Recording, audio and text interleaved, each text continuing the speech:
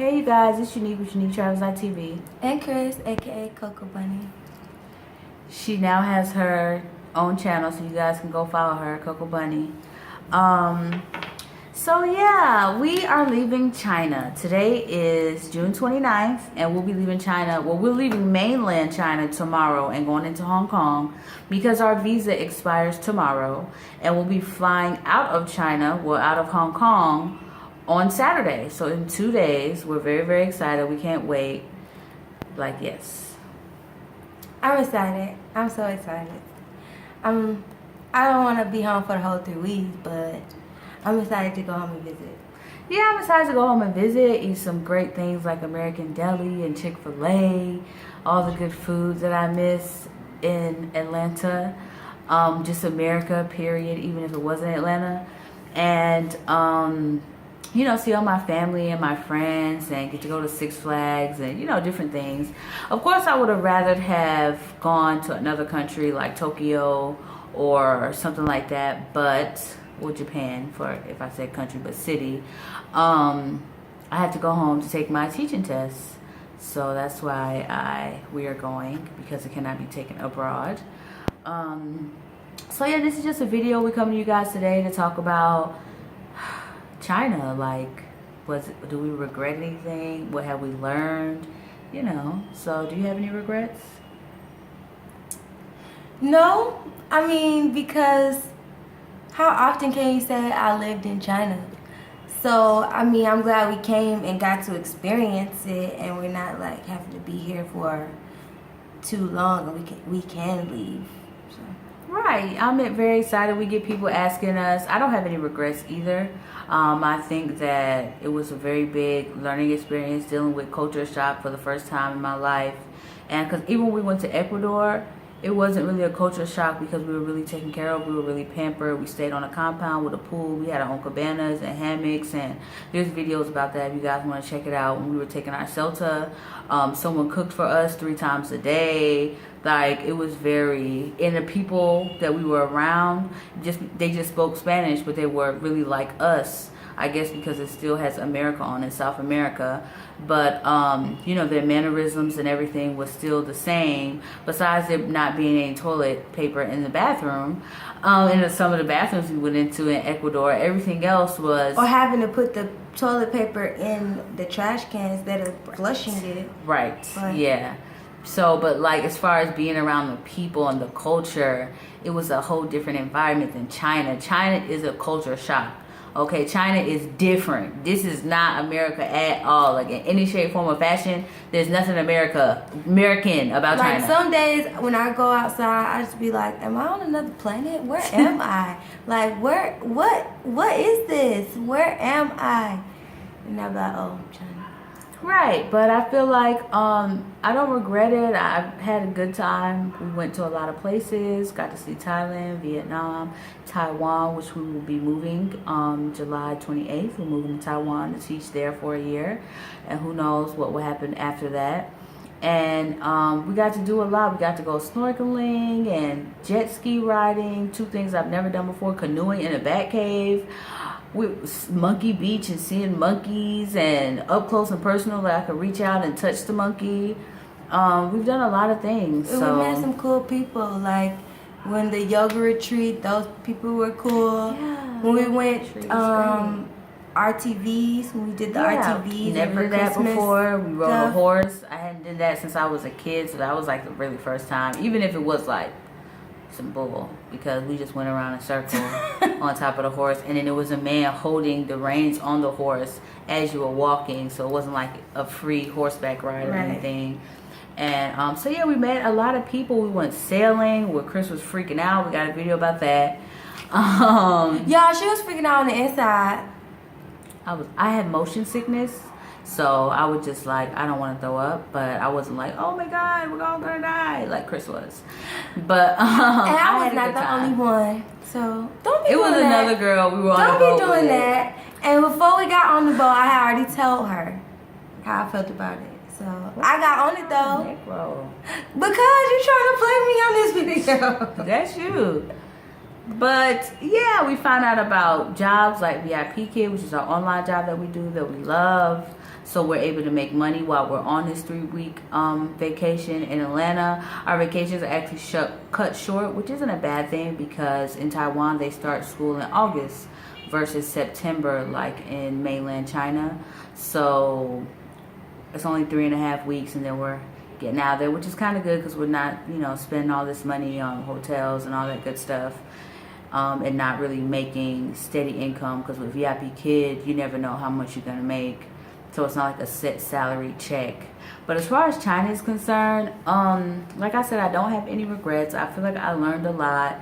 I felt like I learned things that I can deal with and put up with, like germs and the sneezing and the coughing and the touching and the boogers and students eating their boogers, adult eating their boogers. I mean, it's just a booger eating frenzy in this mug, like for real. And they got wiping it on the pole, in the train, on the train. I'm like, it's shooting just mucus out their nose, like doing this, and then they like push down one nostril and then blow out so mucus can come out. Just hawk and spit, like just dealing with a lot, dog poop or human poop. Who knows whose type of poop? All on the street. You gotta constantly watch where you're walking. You don't want to like walk around too much at nighttime because you just know you're bound to step in something you don't want to step in. And I guess that's why they take their shoes off outside because they don't want to track any of that into their house because it's like pretty dirty. But China has some good things too, like the location and being able to fly to different countries for a really, really cheap price. Like in America, you couldn't fly to a whole nother country for $150 or $200 or whatever in USD. So that's pretty great. I like that the grocery shopping is like truly organic. Like it's not processed. It looked like they just plucked it straight out the ground. Still had dirt on it. Sweet potatoes still have dirt on it. Even the meat, like you see the whole pig right there. Or the whole chicken, and they like chop his head off. It's still alive, and they kill it, and then they I don't know if I put it on my Instagram, but one day I was walking home and I saw the man walking with a bunch of ducks hanging from a pole, and they were still quacking, y'all. I'm gonna have to post that on Instagram. Y'all look out for it if I didn't post it already. But right, post on Instagram. But just very, it's like she said, very organic, as America will call it. But here it's just regular, just food to them. Of course, you have to watch out for that fake food, like fake dirt. There was some man making fake pepper. He was making dirt into pepper and selling it to people. He got busted. Fake dog food, fake rice, fake noodles, fake beef, fake shrimp. They was like the shrimp would be bad and they shoot it up with gelatin for it to look good and just all type of crazy stuff. You just have to watch out for what you're doing and what you're getting and stick with those. Like if you see a lot of people there shopping in, it probably is going to be good or whatever, but you just never know.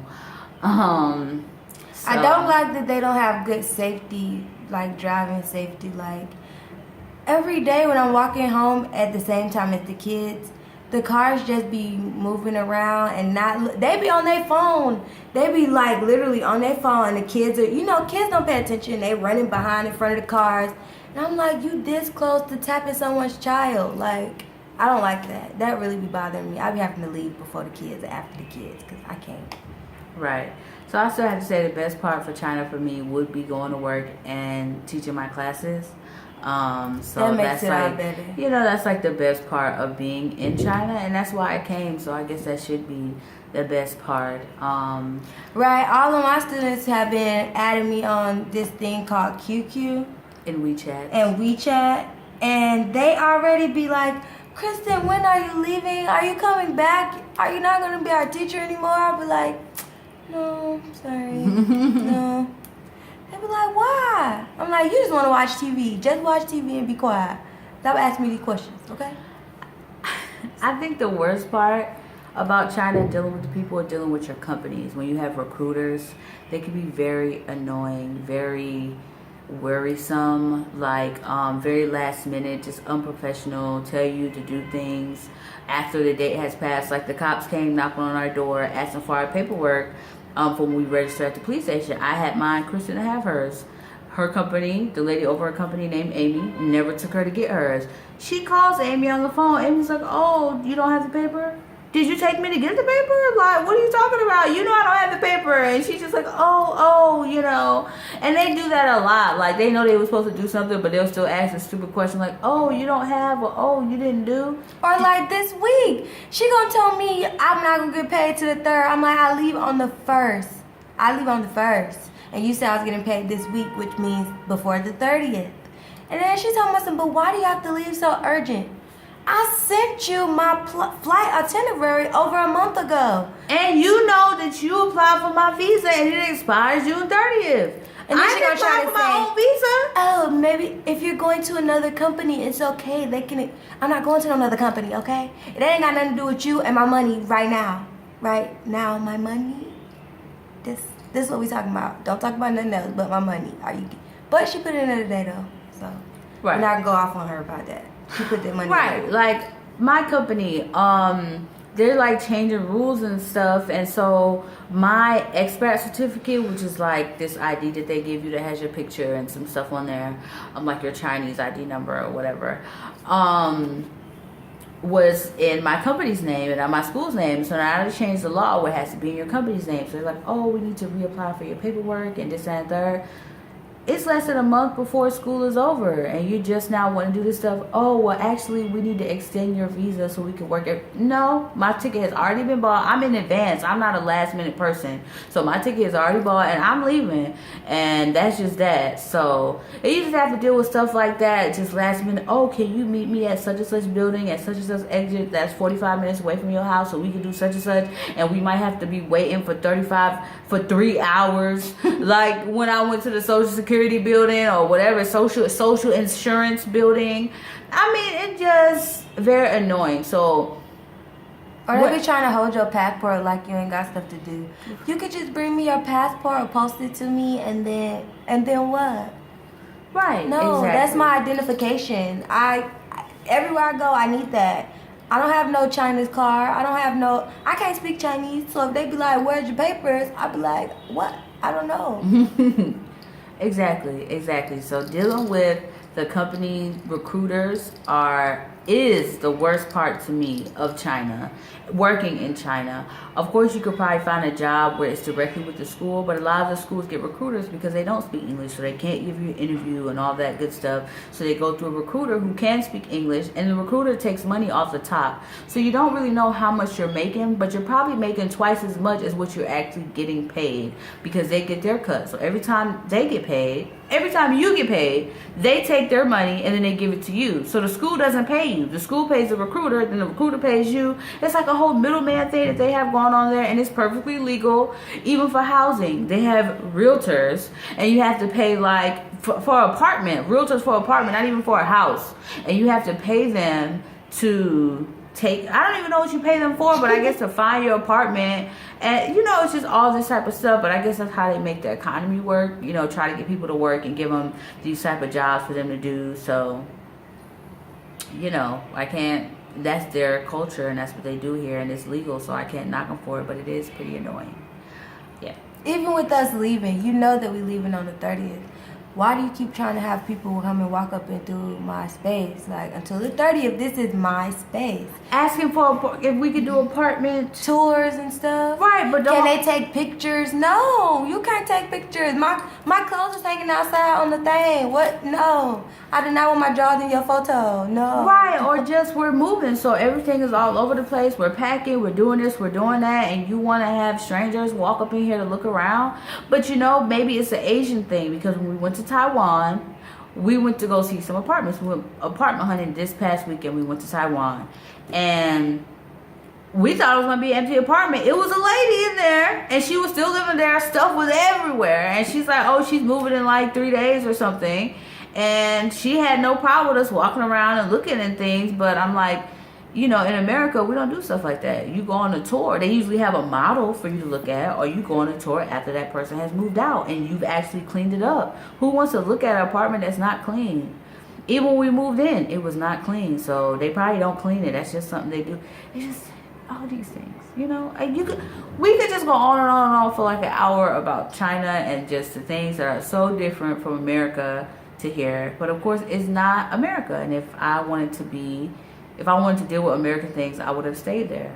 and I came to China for a reason. So I'm just discussing the differences. So all you people out there who want to leave comments under my videos, Oh my God, don't start. Don't Don't it. start. Because some of y'all be, well, you should have just stayed home.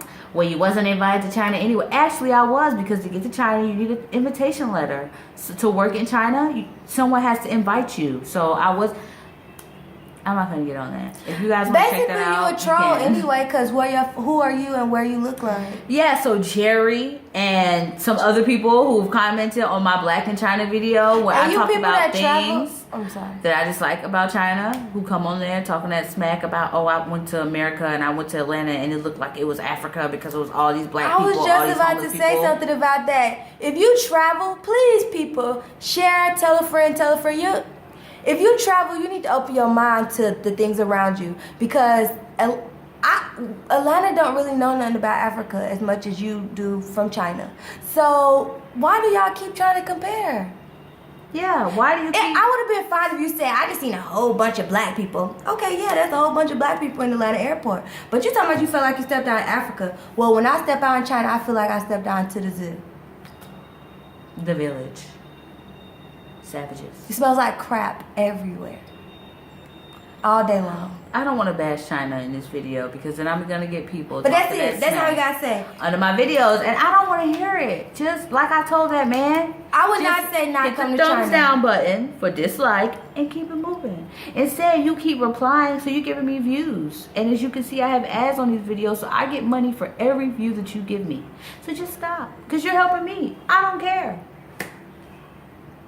But if you want to come to China, you should definitely come and get the experience and have this opportunity to broaden your mind to different things and different cultures, because this is a different culture. If you can make it in China, you can make it anywhere.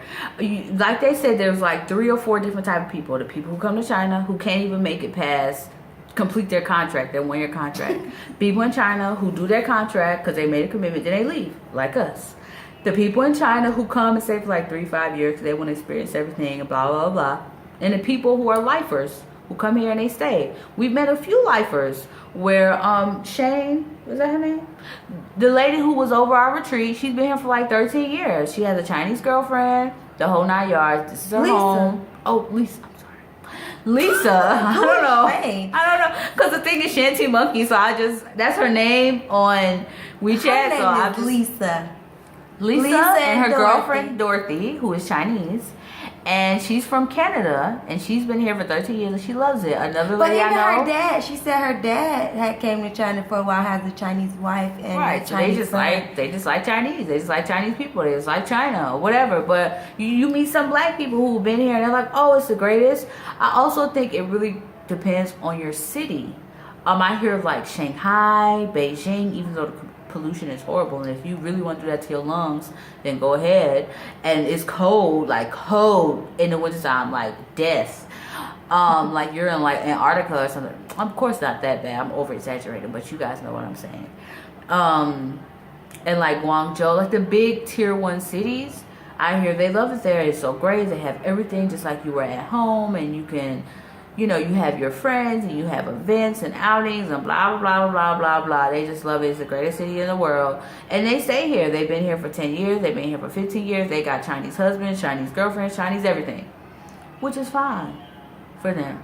We're just not those people. Like Chris was trying to convince me, oh, we should just move to another city in China. I'm done with China. I've been done with China actually since we got here. The only reason I've stayed this long is because of Chris. We were having so many problems when we first came to China with like our companies lying to us and having problems with our visas and problems with her starting her job and me and my job, and I was trying to get away from them and it was like holding me hostage. It was so much. And I was like, I got us interviews for Vietnam. We could get these jobs, and I had pulled up the tickets. I was like, I could buy these tickets and we could just leave. We could just go to Vietnam. We could just leave. And she was like, no, we've already been here. We already spent money and blah, blah, blah, blah. So I was like, fine. So that's why I'm still here, and I appreciate it, because I would have quit. Because when I don't like things, I'm like, I don't have to deal with this. You know, I don't. And that's how I really feel. Just like that, what's it called? hot springs that we're gonna go to again will be in Taiwan. That's gonna be on another video. We're not gonna talk about that right now. She keep trying to bring up But these y'all remind us nude to tell her the hot story. springs. It was a naked hot springs, you guys, like completely nude, like nothing on, and you need to like take a shower in front of all these old Taiwanese women before you get in the hot spring. And it was like super hot, warm, and super cold, and they had like saunas, and we're not gonna talk about that in this video. That'll be at a later time. Okay. But y'all remind her to tell y'all about the story so we can tell y'all. But we did get in. It was quite an experience. But I have a good feeling about Taiwan. We love Taiwan, and the city we was in, Taipei, is the same place that was the hot springs. So I told her I will be willing to go again. It was nice. It's supposed to be healing waters because in a inactive volcano like the hot springs at what is the park called? Yangmingshan Park, and so they have like butterflies and pretty flowers. But even with our and all that company stuff. and our landlord, she was really nice. She let us crash for free that one night. Yeah, we'll make a video about And that. the guy took us around to do stuff. Oh, what time is it? I have a class in 7 minutes. VIP kid, you guys. 7:30, 8:30. And we're already at 21 Hit the referral minutes. link. So like, subscribe. Right. Say it again. VIP. Hit them referral links. Yeah, referral links. Okay. If you guys find my videos helpful, use my referral link. And I'm sure our emails or contact, you can chat with us to help you through the process. Because I went through the process like 5 times. 4 times. She made a video about that too. It's on here. But we're already at 21 minutes and I have a class. I need to look over these slides. So it's UniqueGTravels.tv And Chris. with KoKo Bunny. That's her YouTube. So follow her on YouTube, you guys. I'm going to put the link at the bottom of this video. So if you like my videos, you'll like her videos way better because she actually uses edits and props and stuff. And I'm not doing all that. I'm like, if you want to watch it, you can watch it. It's going to be plain, regular video. It's not going to have any editing, no special effects. I don't care about none of that. And there's going to be good. a lot of videos in this next month. This week, I didn't get to post because I'm packing her bags. Our bags. So And you didn't pack I'm none of your busy. stuff? Oh, okay. It's UniqueGTravels.tv. Like, subscribe, share, follow us on Instagram.